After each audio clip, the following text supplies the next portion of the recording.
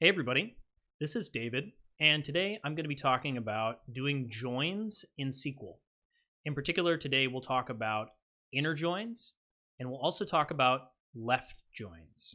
So I'll show you the code that you can use to do inner joins and left joins. We'll talk about some of the nuances involved, and we'll talk about why you might use an inner join rather than a left join or vice versa. So before we dive into looking at some of the code, I want to talk a little bit about what exactly a join is and why we would use it. So SQL was developed in the early 1970s, and back in the early 1970s, data storage was really expensive. Now, data storage today is pretty cheap. Cloud providers offer data storage for it's about 2 cents per gigabyte per month. And that's just for regular data storage. You can get archive storage that's even cheaper. But back in the 70s, like I said, data storage was much more expensive. And if you have a data set, a table, and it has repeated information in it, that's called data redundancy. And data redundancy is a really inefficient use of data storage space. And if data storage space is expensive, that basically means that you are wasting money. And so the way that you solve for this is you take your table, which has redundant data in it, repeated information, and you split it out into smaller tables. And each of these smaller tables eliminate the redundancy. Now, that means that you have a bunch of different smaller tables, and in order to get the full picture of data, you have to paste them all back together into a single table, and that's really what you do with your query. And the way you paste these smaller tables back together is through the process of joining, either using an inner join, a left join, any other kind of join, but that's what that is. So even though data storage today isn't really expensive, SQL was created back during a time when it was. And it's also good practice and it's efficient to have your data split out into smaller tables so you don't have that data redundancy unless you really need it. And the process of breaking a big table into smaller tables is called normalization. We won't be talking about the details of normalization today. That's a topic for another video, and it's kind of a challenging process if you've never done it before. But you should just know what that term is, so you're familiar with, how SQL is split out into smaller tables. All right, so we've talked a bit about kind of like what a join is, why it exists. Let's get into the actual code for joining tables together.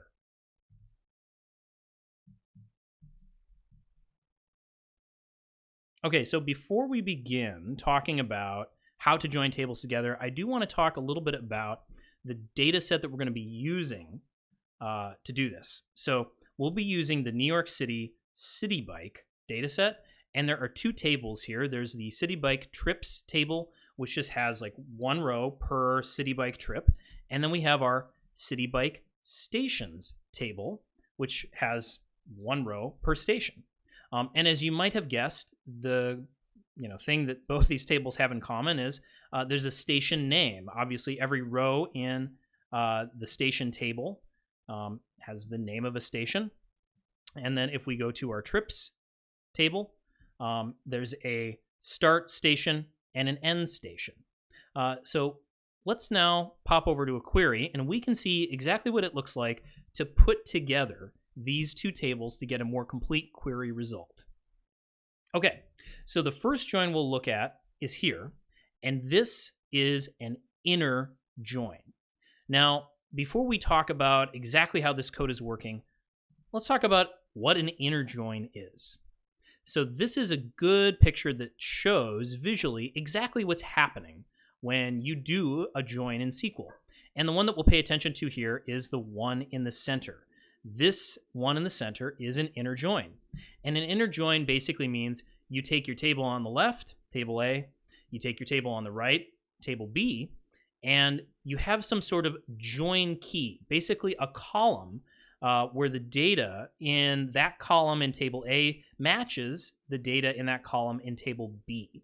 And you have the join condition, which is written out with this on statement here. On A.key equals B.key. And what will happen is these two tables, A and B, will join together. and any rows where the information in the A.key column matches the information in the B.key column, those rows will be included in your query result. Now, there are a bunch of other joins that you can see here. We have our left joins on the left, our right joins on the right, and our full outer joins on the bottom. We'll also be talking today about doing left joins, and the difference between an inner join and a left join is really just that you get all of the rows from the left table, no matter what, but you only get the rows from the table on the right, table B, if those rows match the join condition, right? Basically, if A.key equals B.key. Now, most of what you'll need to do in SQL, you can do with an inner join or with a left join. A right join is basically the same thing as a left join. You just have put the table names in a different order. But logically, it's basically the same operation. If you know how to do an inner join, if you know how to do a left join, you can perform any of these other SQL joins. And because inner joins and left joins are the most common, that's what we're talking about today. But you now know that there are other kinds of joins, specifically full outer joins and right joins, that you might be interested in experimenting with. All right, so now that we've talked a little bit about exactly what an inner join is, and you've seen the syntax on our picture on the previous screen, let's look at what this looks like in our query. We have from our stations table, that's going to be our table on the left, and I'm going to give that a table alias of S. And then we have an inner join, our table on the right. I'm going to give that an alias of T. And then our join condition is going to be on the station name, s.name equals the T trip start station name. Now, we could join this on the end station name, but we're just going to do the start station name for this example. And in our select statement here, you see I have S station ID, s.name, right? So we have some columns from our stations table, but we also have t.bike ID, right? The bike that was used to make the trip, and the start time and the stop time. So we have columns from the trips table as well. We're putting our information back together, and we're pulling columns from both tables. Now, I have included a where clause here. We're going to narrow this result down to just rows where our bike ID is bike number 17,800. And let me just get my picture out of the way. And you should now be able to see that we have 4,437 rows in our result. So remember, these are only the rows where the station name matches the start station name, and also only the rows where bike ID is 17,800. And you can see here, these are all of the different trips, the start time, stop time for those trips. Great, so we've looked at an inner join. It's the simplest kind of join. We've put together these two tables. Let's make things a little more interesting. So if we go over here to this query, we now have a left join. And you can see the big difference here in our query is on line 9, it says left join instead of inner join. But the rest of the query is identical. Something you might notice, if we look down here at the number of rows in our result, we still have 4,437 rows. Basically, the data in this query result and the data in this query result, it's identical. And so you might be thinking, okay, well, if the query result returns identical data, what's the difference between a left join and an inner join? And so, because the information that is in our stations table and the information that's in our trips table matches 100% of the time, we have the same results for an inner join and a left join. But if, for example, one of these tables, specifically if the left table had information that wasn't in the right table, then we would start to see some null values. And in fact, what we can do here is we can change some of our join conditions a little bit, and we can end up with a different query result. you'll notice that the result here is 6,075 rows instead of our other query result, which is 4,437. So what's going on in this query here? Well, we have basically the same join as last time from our stations table, left join with our trips table on the station name equals the start station name. But instead of having the where clause with our bike ID equaling 17,800, we're going to add this as a join condition. So the difference here is that when we have a where clause, the join happens first, and then we narrow down the results to just be this bike.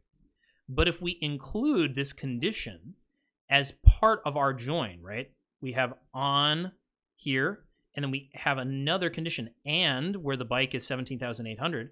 What we end up getting is we end up getting all of the stations in the stations table, and we get all of the trips that match with those stations, but we have every single station in the stations table, including the stations where there's no matching trip.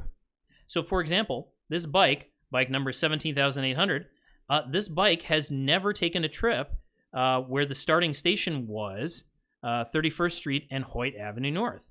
This bike has never taken a trip where the starting station was Queens Boulevard and 56th Avenue.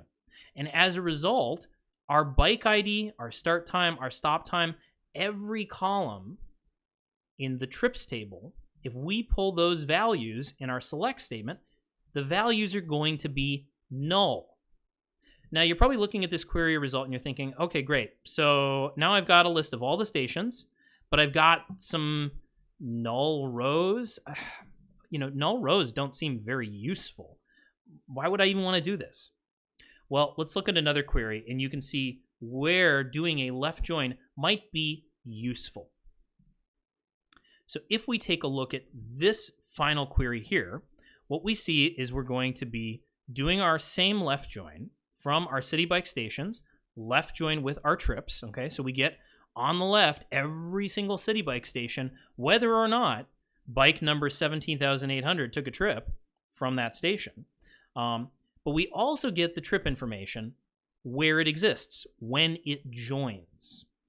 And so what we end up doing here is we have this join.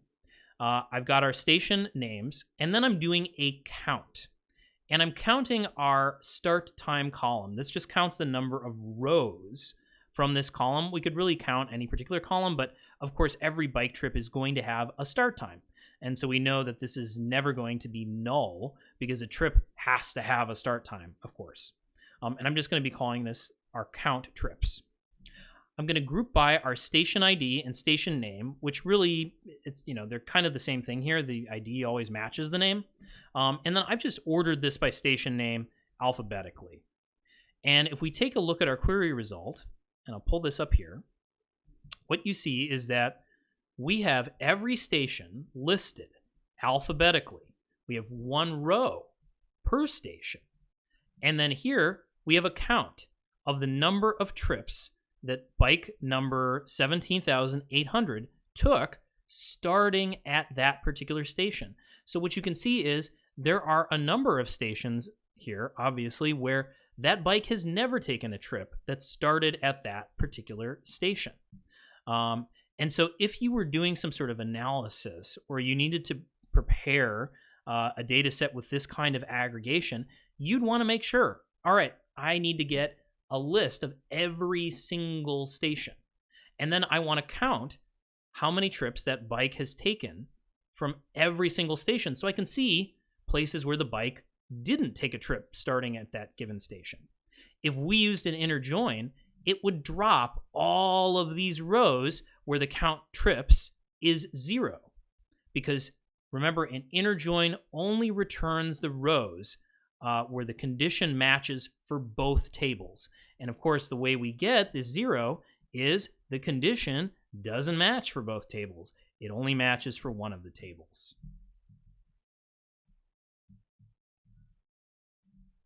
All right, so today we've talked about inner joins and left joins. We've talked about what a join is, why it exists, why you might want to use it, and then we looked at some specific code examples. And in particular, we looked at a use case for a left join.